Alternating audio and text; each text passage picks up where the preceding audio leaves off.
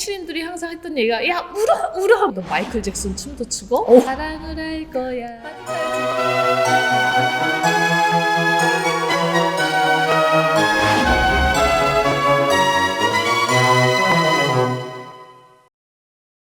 네, 통일부 남북통합문화센터에서 주관하는 벽을 넘은 선남선녀들, 우리가 성공적인 남한 정착기로 많은 분들이 귀감이 되고 있는 분들을 모셔서 이야기를 들어보는 그 첫 번째 시간, 올해도 그 첫 주인공을 만나볼 시간이 됐는데요. 안녕하세요. 저는 진행자 박은보, 조혜리입니다. 네, 반갑습니다.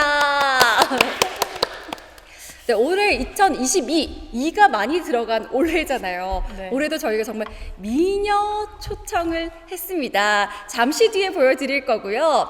우리가 알고 있는 수중 발레라고 불리는 싱크로나이즈드, 그 종목에 관해서 아주 유명하신 분을 저희가 초청을 했습니다. 북한도 많이 관심을 가지고 있는 스포츠 종목인데요.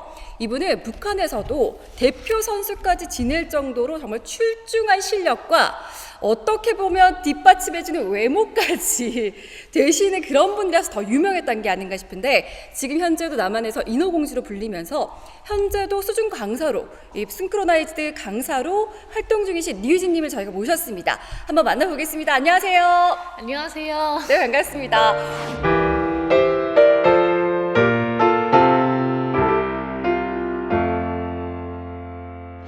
살짝 웃는 거 너무 예쁘죠? 아니, 제가 소개를 네. 해야 될 것 네. 같아요. 제가 네. 잘 알아요. 제가 찾아봤거든요. 네. 16살에 네. 예, 대표 선수로, 수중발레 선수로 발탁됐고요. 예, 오, 거기다가 진짜 2015년도에 오셨죠? 한국에는. 네, 예, 2015년 겨울에 와서 2016년 4월에 하나원에서 나왔어요. 예, 고향은 평양 출신이고요. 네. 좋아하는 음식은 평양냉면. 평양 사람 와, 너무 잘 알고 계시네요. 아, 거기다가 현재는 인어공주 쇼라고 해서 지금 그걸 지금 하고 있는데요. 지분이 또 있어요. 우리하고 네. 좀 비슷한 점이.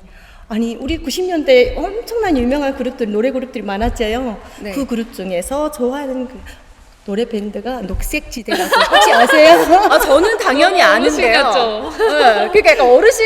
아, 네. 저는 아는 세대인데 그 예전부터 좋아하셨던 그룹이에요? 네, 제가 북한에서 초등학교 때부터 한국 음악을 엄청 사랑했는데요. 그때 들었던 노래가 녹색지대, 사랑을 할 거야. 좋죠, 노래. 네, 사랑을 할 거야. 그때부터 녹색지대 팬이 되었습니다. 그때 저희가 초등학교 시절에 친구들끼리 서로 편지 써주는 게 되게 유행이었어요. 사랑의 연애 편지 이런 거. 그때 제일 많이 썼던 가사가 사랑을 할 거야. 알지. 사랑을 할 사랑. 거야. 네, 내가 지켜줄게 이 노래 있잖아요. 노래도 잘하시네. 아니, 그때는 좀 네. 아쉬웠던 게 MP3로 귀가 아플 정도로 밤새 들었어요. 근데 그 가수분들의 외모는 본 적이 없었어요. 아, 그냥 노래, 귀로만, 목소리만. 노래만 반해서 과연 이 분들은 어떻게 생기신 분들일까? 되게 항상 그 그림 속의 왕자님 이런 걸 네. 그려보면서 엄청 멋질 거야. 맞아요. 정말 예전입니다. 보시는 분들이 아는 분도 계실 것 같고 모르시는 분도 계실 수가 있어요. 그죠? 지나간 시대니까. 그쵸. 예전에 우리 시대? 우리 시대에서는 정말 대단했던 네. 분들인데 네, 이렇게 맞아요. 저희가 간략하게 프로필을 들어봤고요. 이제 본격적으로 류이진님과의 남한 정착 성공기에 대해서 들어보는 시간을 가져보도록 하겠습니다. 류이진님의 인생 전체를 관통했던 게 바로 수중 발레잖아요. 이 이야기를 빼놓을 수가 없는데 실제로 북한에서도 하셨고 지금도 하시고 쇼도 하시고 강사로도 활동을 하시는데 그 차이가 확연하게 느껴질 것 같아요. 어떤 차이가 느껴지세요? 사실 북한에서 8살부터 네. 거의 20살까지 완전 국가대표 선수가 될 때까지 단 한 번도 쉬지 않고 훈련을 너무 스파르타 교육을 받으면서 힘들게 했었기 때문에 물만 봐도 지긋지긋했고 정말 그 수영장 냄새만 맡아도 막 너무 싫다. 얼마나 혹독했으면 네. 냄새도 다 싫어하겠어. 그랬었어요. 그래서 어렵게 그만두고 해외로 나갔고 근데 해외에 나가서도 또 어떻게 연결이 돼서 거기서도 또 수중발레 코치를 하게 됐고 대한민국에 와서도 또 어떻게 연이 돼서 수중발레라는 종목에 끈을 넣지 않고 계속 하게 됐어요. 근데 너무나 다른 차이점은 북한에서는 짜여진 안무에 뭐 혁명적인 동작만을 저희가 할 수 있었지만 해외에서나 한국에서는 남한에서는 우리가 원하는 안무에 내가 좋아하는 음악에 맞춰서 그 어떤 예술성을 다 표현할 수 있다는 게 너무 행복하더라고요. 그래서 그때 나는 이게 약간 내 운명인가 보다. 그리고 내가 물을 너무 사랑하는 사람이었구나 하는 걸 새롭게 알게 되었어요. 정말 이게 수중 발레라는 게 사실 예술의 한 분야이기도 하고 스포츠이기도 하면서 정말 좋아할 수 있는 종목인데 끔찍하게 싫었다가 그쵸. 지금도 굉장히 좋아하는 이 반전을 갖게 너무 반전이죠. 네. 그런 차이가 너무 확연하게 다르거든요. 네. 근데 북한에서도 뭔가 이게 공연으로 보여주고 했을 때도 그 재미가 느껴지는 게 좀 남한과는 다른가요? 아유, 그때는 뭐 재미라는 걸 생각해 본 적이 없었던 것 같아요. 일단은 북한이 경제적으로 너무 힘든 상황에서 물온도가 찬 수영장에서 훈련을 10시간 넘게 하루에 훈련을 했어야 됐고, 그리고 나 스스로나 아니면 나의 부모님들을 위해서 했던 게 아니고 사상교육을 너무 세뇌받았었기 때문에 그냥 의무적으로 했던 것 같아요. 공연으로 관객을 만나는 느낌은 전혀 아니었을 것 같아요. 공연할 때 저희는 좀 약간 슬픈 이야기이긴 하지만 웃는 거보다는 그 코치님들이 항상 했던 얘기가 야 울어 막 이런 얘기. 강제적으로 완전히 강제죠. 네, 그래서 이렇게 웃는 모습보다는 막 이렇게 구리는 그런 충성심의 모습을 더 많이 보여줬어야 돼서 행복감을 느끼진 못했고, 또 그걸 보는 관중도 솔직히 재미있었겠어요. 그러니까 북한 관중들도 되게 딱딱한 표정과 그다음에 뭐 짜여진 호응 이런 거밖에 볼 수가 없었어요. 근데 한국에 와서 제가 원하는 음악에 또 마이클 잭슨 춤도 추고 동화 속의 실제 공주님도 되어 보니까 네.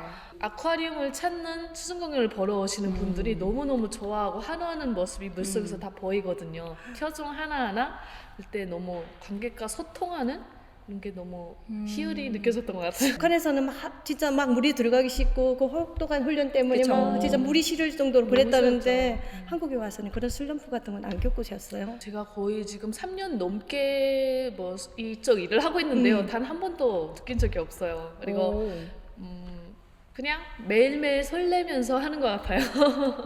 그리고 또 저를 좋아해 주시는 팬분들이 많으셔서 공연 보러 먼 길을 찾아오시는 분들이 있어요. 그리고 그런 분들이 막 민공주 유이지 막 이렇게 써놓고 흔드시는 분들도 가끔 있어요. 공주. 그런 거 볼 때마다 아, 나 정말 행복한 사람이구나 이런 걸 느끼면서 더 열심히 해야 되겠다. 사실은 그래도 이게 일로 하다 보면 어떤 일이든지 간에 네. 아무리 좋아하던 일을 시작해도 자기 일이 좋아지지 않는 때가 있고 아이, 그쵸. 아시죠? 그런 때가 오는데 굉장히 일을 즐겁게 하고 계세요. 네. 아무래도 그 북한과 남한에서의 차이로 네. 뭐 표현을 지금 더 잘할 수 있고 재미를 붙이신 것 같기도 한데 이런 일에서의 영향이 일상생활에서도 뭐 정착하는 데 도움이 되거나 좀 그런 것들도 있을까요? 네, 뭐 제가 수중 발레를 너무너무 좋아하다 보니까 꿈나무들을 키우는 코치 일도 하게 되고, 또 한국에 와서 공연을 지속적으로 하고 있기도 하고 대학교도 갔어요. 그래서 지금 오. 얼마 전에 대학교를 졸업을 했고, 또 물과 관련된 자격증을 많이 따고 싶다는 네. 욕심에 프리다이빙 강사 저 준비를 프리다이빙 알아요. 아, 정말요? 네. 제가 운동하는 걸 워낙 좋아하다 보니까 요가 필라테스 자격증도 거의 다 땄고, 그다음에 지금 프리다이빙 강사 뭐 트레이너까지 꿈을 꾸고 있고요. 그다음에 제가 수중공연을 하다 보니까 인어공주의 꿈을 가지는 친구들이 꽤 많이 생기더라고요. 그래서 머메이드 다이빙이라고 네. 인어공주 다이빙 네. 이런 것도 최초로 해보려고 준비 중입니다. 와, 진짜 신기해요. 저 정말 너무나 수중 발레를 좋아하고 맞아요. 지금까지 또 그걸 쭉 해오고 계시는데 이게 아무래도 남한에서의 뭐 일을 좀 도와주기도 하고 정착을 도와준 느낌이 있는 것 같아요. 그 일에서 뻗어나갈 수 있고 그쵸. 비슷한 뭐 프리다이빙도 하시고 이렇게 하시는데, 근데 북한에서도 사실 혹독하게 훈련을 받으셨지만 왜 처음에는 그 동기가 좋아서 시작을 하게 되나요? 뭐 학원을 다닌다든지. 제가 탈북을 하고 나서야 뭐 북한을 제외한 다른 나라에서는 내가 좋아서 뭔가를 하는구나 하는 걸 알았어요. 오. 왜냐면 북한에서는 무조건 선생님이 하라고 해서 한다든가 부모님이 하라고 해서 하는 맞죠. 거였거든요. 그 뭐 적성이나 흥미나 뭐 그런 제 꿈 같은 건 솔직히 없었던 것 같아요. 그 강제적으로 부모님이 너 해. 하면 알겠습니다. 맞아요. 저 같은 경우에 그래서 어렸을 때 부모님들이 이혼을 하셨어요. 그래서 부모님 두 분이 다 음악을 전공하셨고, 그러다가 새엄마가 들어왔는데 그냥 새엄마가 제가 7살 때 데리고 간 곳이 선수촌이었어요. 그리고 거기 수중발레 선수들, 국가대표 선수를 키워내는 그런 기숙사 생활을 하면서 혹독하게 훈련하는 선수촌이었고요. 그때부터 제 의지와 상관없이 선수 생활을 하게 된 거죠. TV로만 많이 맞아요. 봤는데. TV로 많이 보여주는 네. 종목이다 보니까 외모나 또 실력이나 이런 걸 많이 따져서 부모님들의 키, 그다음에 외모, 그다음에 뭐 다리, 손, 그다음에 팔다리가 길어야 되고 이런 것까지 되게 깐깐하게 보고 또 예술성 이런 것까지 다 테스트를 해서 합격이 돼야 선수가 될 수 있죠.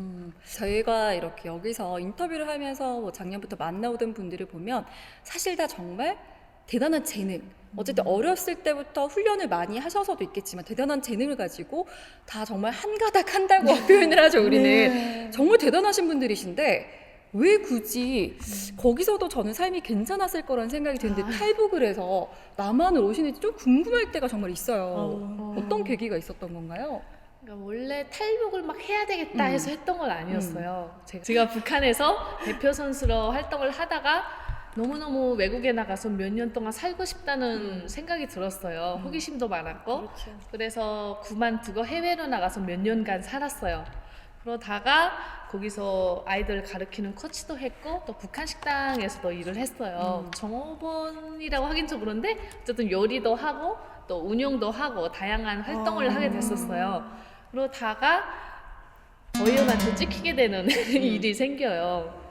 열심히 일을 하고 계셨던 거죠. 아니 왜냐하면 네. 북한 같으면 이게 외국에 나갈 때면 상납해야 되는 돈이 있어요. 맞아요. 진짜 돈이 장난 아니거든요. 이 돈이 일주일에, 네. 네, 뭐, 상납해야 소비- 되는 돈이 있는데 그 나이 어린 나이면 막 사야 될 것도 많고 맞아요. 입어야 될 것도 많고 진짜 뭐 쓸 것도 얼마나 맞아요. 많아요. 상납하고 나면 맞아요. 진짜 어렵잖아요. 21살에 해외 나가다 보니까 엄청 사고 싶은 것도 많고 그냥 자본주의물을 막 스펀지처럼 빨아들이죠. 눈에 보이는 게 다 황홀하고 그런데 제가 열심히 일을 해도 80%를 국가에 상납을 무조건 해야 됐어요. 왜냐하면 저희는 외화벌이를 하라고 내보낸 외화벌이 일꾼들이니까. 근데 그게 1, 2년까지는 너무나 당연하다고 생각하고 살았는데 한 3년 차 정도부터 되니까 내가 왜 이렇게 열심히 사는데 이 돈을 국가에 상납을 해야 되지?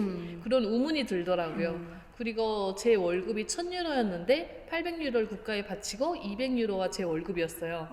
근데 그마저도 사장님이 주고 싶으면 주고 말고 싶으면 말고 그냥 사장님의 마음에 따라서 제 월급이 그럼 무료 봉사.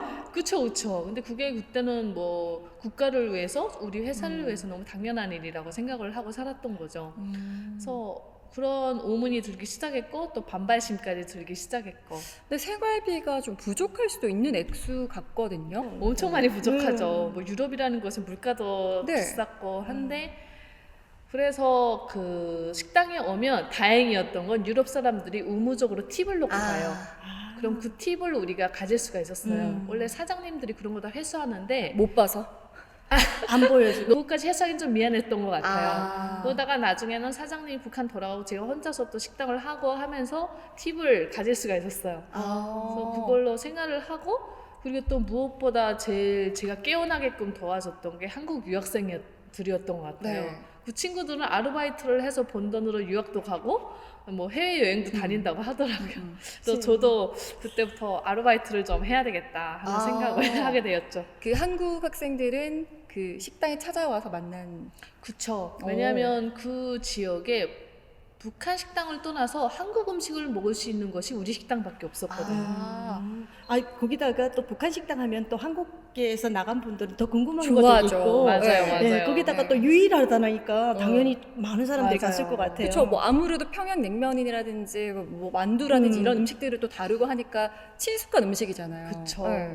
그런 음식들도 보통 좋아할 테고. 네. 근데 그런 남한 사람들이 왔을 때 이야기를 듣다 보니까 아르바이트 생각도 들고 좀 다른 세계를 알게 되신 거네요. 그쵸. 제가 몰랐던 세계가 너무 많더라고요. 그러니까 스펀지처럼 빨아들인다 했잖아요. 근데 그렇게 그럼 정말 아르바이트라는 존재가 있다는 걸 알고 아르바이트를 하시기도 하신 거예요? 네, 그때부터 그 아티스틱 스위밍, 싱크로나이저 스위밍 그 코치로 일을 했고, 근데 그거는 국가의 허락을 받고 하긴 했죠. 근데 그 외에 몰래 돈을 뺏기지 않고 할 수 있는 아르바이트가 뭐가 있을까 고민을 하다가 좀 지역 조사를 해보니까 한국 유학생들이 엄청 많은 거예요, 그 지역에. 지역 조사까지. 네. 아니 대단한 사회적 기질이 있네. 네. 그래서 그때 내가 이 한국 학생들한테 한국 음식이 귀하니까 만두를 빚어서 팔아야 되겠다 하는 생각을 했어요. 네. 그래서 집에서 만두를 빚어서 배달을 하기 시작했어요. 네.